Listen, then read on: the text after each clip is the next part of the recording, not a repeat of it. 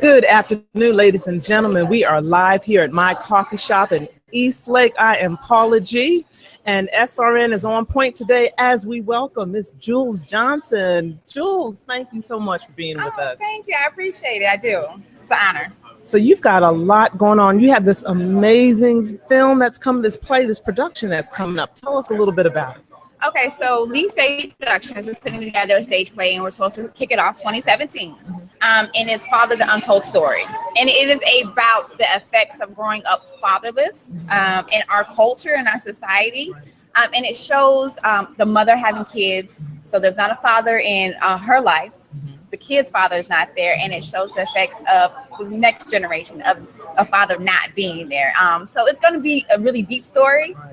It's going to tug at people's hearts and emotions and really get them thinking about our downward spiral of the home front. So that's what we're going for, but we want to get people to talk about it, but also be able to address issues and hopefully find a way to mend. And I think that's what it's all about. Because it's so interesting when you have children that grow up without a father. It affects young ladies differently than it affects young men, and then it manifests differently. Do you want to speak to that a little bit in regard to how that's kind of going to look in the play? Sure. So with the young gentleman that's in the play, it shows him struggling how to be a man when it wasn't a man for him to understand what it meant to be. Yes. But then also it shows him always being the man of the house, and that's not his role. He's a child, growing up in a house without a father.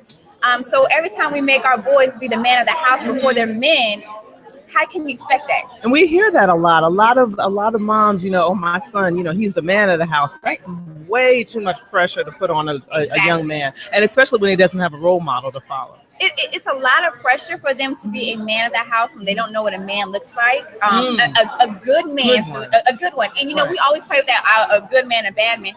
But it's all about choices. Right. Everybody has something. Everybody has an issue that they deal with. Right. But being able to talk about it and discuss it is one thing. And then there are daughters in this play as well. Right. And it shows how, for women, there's a couple things that we do. We seek out father figures versus husbands. Right. Oh. And there's a big difference. We seek out father figures versus a husband. Yes. And there's a difference. Trying to fill that gap. Trying to fill a void. Right. So then there's not a relationship. It's not a.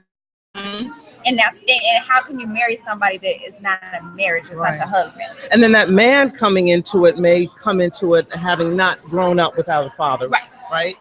Exactly. So now you have him trying to be a father figure, not trying to be a husband, and you don't know. You got a hot mess. a hot mess.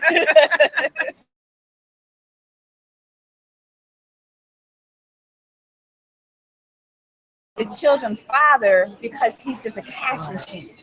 Ooh. Versus being a father to the kids because she doesn't understand what the dynamics is between a husband, a wife, or two people trying to co-parent. Right. You don't necessarily have to be married. Some things happen, but that co-parenting, kids need that. And I always say that you have to love your children more than you dislike your spouse or significant other or whatever the case is, especially if they're a good parent. Hatred is real. Ooh. Bitterness is real. Ooh. Selfishness is real. Yes. And all that, it does happen when there's a void and the lack of father in the home. Fathers mean so much. And then there's another character who she has her career together. She has everything, but she has masked her emotions with her work. Oh, wow. That's deep. It's deep because a lot of us do that. We throw everything into the picture, but we don't love ourselves enough to understand that there is something wrong. Right. And we could be so much more than just work related or career wise. Like, what about us being whole people? And you have a journey yourself on that, don't you? I do. So for me, this place, I'll be honest, I don't have a relationship with either one of my parents. And I haven't since I was a teenager. Met my father once. Didn't go very well, kind of is what it is. But I understand firsthand what it's like to have a void and look for everything else to fill it other than myself. Once I became aware of my emotions and trying to maneuver through my emotions, I take myself to counseling because I knew that there was something bigger in me. There was something better in me. And there was potential in me. I just had to find it. And that's really, that's so courageous to recognize within yourself, these are some things that I need to deal with, to have the courage to admit that, and then have the courage and the strength to step out and get the help you need. Because in our culture, as you know, our culture is very taboo about counseling. Oh, there's something wrong with you to go to counseling. No, there's something wrong with you if you just walk around with all that manifesting inside of you, and yet you treat other people horribly or mean, or not even that, you're not even treating yourself like you're supposed to. Self-love is the greatest love ever. But once you discover it, you can never go back. You can't.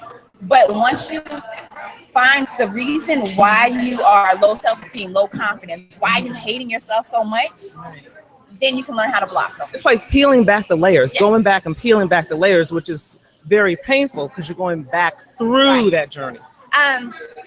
It is the most painful, gut-wrenching thing to look at yourself in the mirror for everything that you are, everything that you've been through, every wound, every scar, and accept it. It's hard, but when you accept it, but more importantly, when you embrace it for exactly what it is, you fall in love with yourself. And those words are key. Accept it for what it is, because it is you. And then embrace it. And then after you embrace it, where do you go from there? What do you do with it from there? For me, I poured that embracing into my writing. I, of course, the play, and then I have a book that I'm working on. Yes.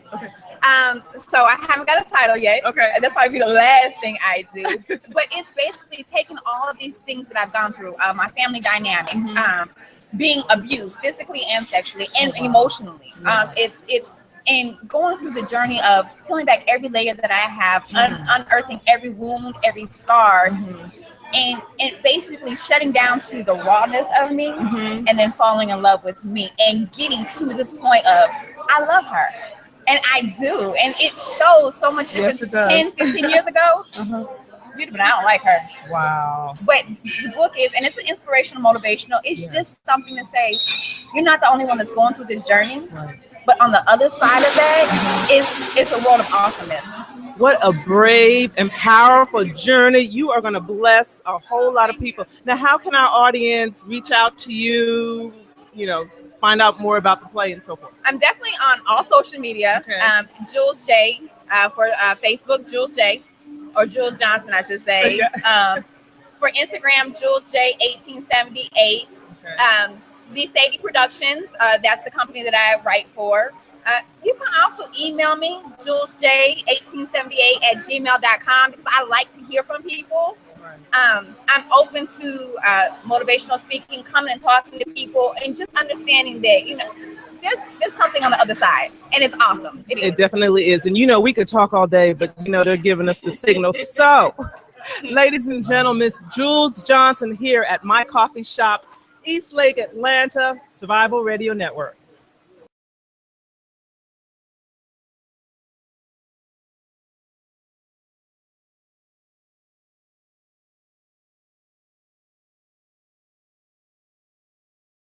Yeah.